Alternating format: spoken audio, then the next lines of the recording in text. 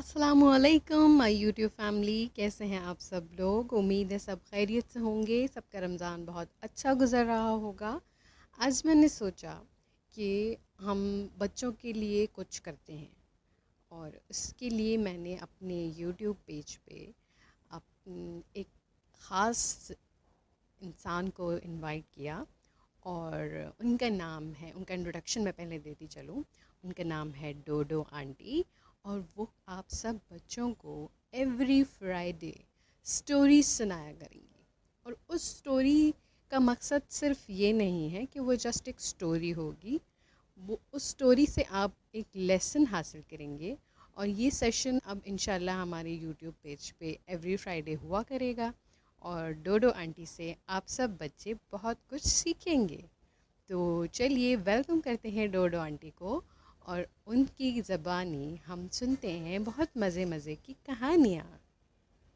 Welcome to my page Dodo aunty, it's up to you. اب آپ جو ہیں، یہ آپ کے حوالے ہیں بچے، آپ ان سے زبردست سا کہانی سیشن کیجیے اور مجھے اجازت دیجیے۔ السلام علیکم پیارے بچوں، کیسے ہیں آپ سب لوگ؟ امید ہے سب خیریت سے ہوں گے۔ اچھا تو پیارے بچوں، آج ہم جو کہانی سنیں گے اس میں ایک بادشاہ ہوتا تھا، اور وہ بادشاہ بہت دور ایک محل میں رہتا تھا۔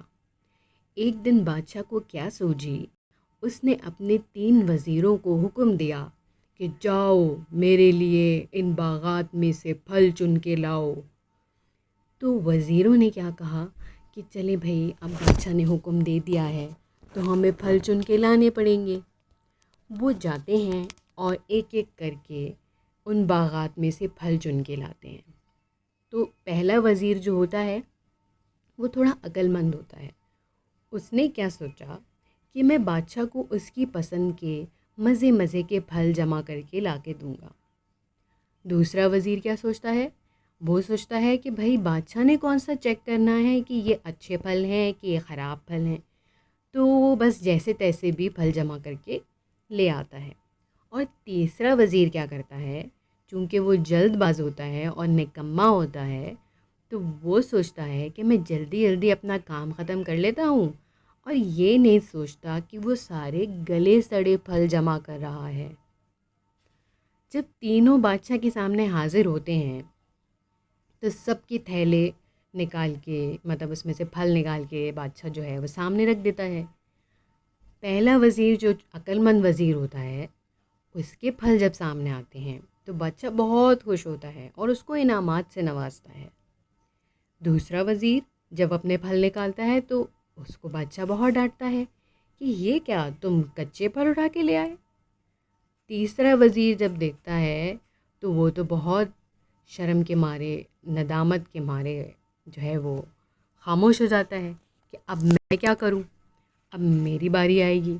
تو جب بادشاہ اس کے پھل دیکھتا ہے تو اس کو بہت ڈانٹتا ہے کہ یہ تم نے کیا کیا، گلے سڑے پھل اٹھا کے لے آئے ہو۔